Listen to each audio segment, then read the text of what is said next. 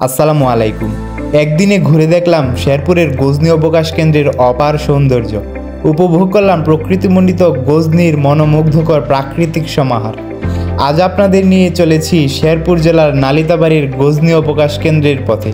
এটি এমন এক পথ যেখানে প্রতিটি বাঁকে, প্রতিটি ঢালে প্রকৃতির যেন নিজের সৌন্দর্য খুলে দিয়েছে নিঃস্বার্থভাবে। জেলা শহর ছেড়ে একটু এগুলেই শুরু হয় পাহাড় ঘেরা সবুজের রাজ্য।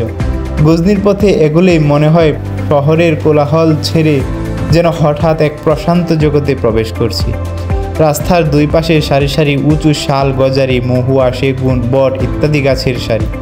কোথাও কোথাও ঝুলে থাকা লতাগুল্ম, আবার কোথাও বুনো ফুলের রঙিন মেলা। বাতাসে মিশে থাকে ভেজা মাটির ঘ্রাণ আর পাখির কলতান। পথে চলতে চলতে দেখা যায় ছোট ছোট পাহাড়ের টিলা, কখনো হালকা উঁচু, কখনো নিচু, সবুজে ঢেকে থাকা।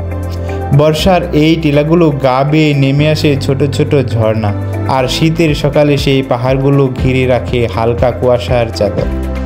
গজনীর পথে চলতে চলতে যে দৃশ্য সবচেয়ে বেশি মুগ্ধ করে তা হলো রাস্তার দুই ধারের প্রাকৃতিক জীবন্ত সৌন্দর্য। বনের ভেতর থেকে ভেসে আসে পাখির ডাক, ঝিঝি পোকার শব্দ, আর হালকা বাতাসে মৃদু সুর। কখনো কখনো দেখা মেলে বুনো বানর, বনমোরগ বা কাঠ বিড়ালি দৌড়ঝাঁপ।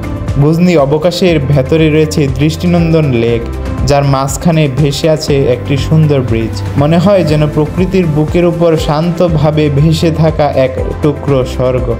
ব্রিজের উপর দাঁড়ালে চারপাশে শুধু সবুজের ছায়া। পাহাড়, গাছপালা আর আকাশের নীল রং একসঙ্গে মিশে যায় লেকের জলে। পানির উপর ভেসে থাকা সেই প্রতিচ্ছবি এতটাই পরিষ্কার যেন প্রকৃতি নিজের আয়নায় তাকিয়ে নিজের রূপ দেখছে। হালকা বাতাসে পানির ঢেউ দোল খায়, গাছের পাতা ছুঁয়ে যায় নরম হাওয়ার দোলায়। লেকের পাশেই বিশাল এক গাছ যেন জায়গাটিকে অন্যরকমভাবে উপস্থাপন করে। সামনে থেকে চোখে পড়ে ঘন বনানী, শাল, গজারি ও মহুয়া গাছের সারি। সবুজ ঘন জঙ্গল। এখানে যে অনেক পশু পাখি আছে এটা বোঝাতে বনের মধ্যে সাজানো আছে ডাইনোসর, যেন সময়ের ভেতর থেকে চোখ রাখছে দর্শকদের দিকে।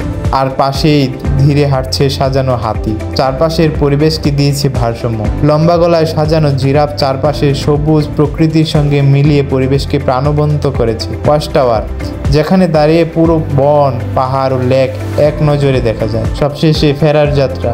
আসার সময়ও ধরা দেয় ওখানকার প্রকৃতিমণ্ডিত নানাবিধ প্রাকৃতিক সৌন্দর্য। একদিনে এই জায়গাগুলো সুন্দরভাবেই ঘোরা সম্ভব। প্রকৃতিপ্রেমীদের জন্য জায়গাটি যেন এক প্রাণবন্ত ছোঁয়া। রাস্তার দুই ধারে প্রাকৃতিক সৌন্দর্য দেখতে দেখতে নাকুগাঁও স্থলবন্দরের উদ্দেশ্যে যাত্রা। রাস্তাটি যেন ভিন্ন রূপে সেজে আছে।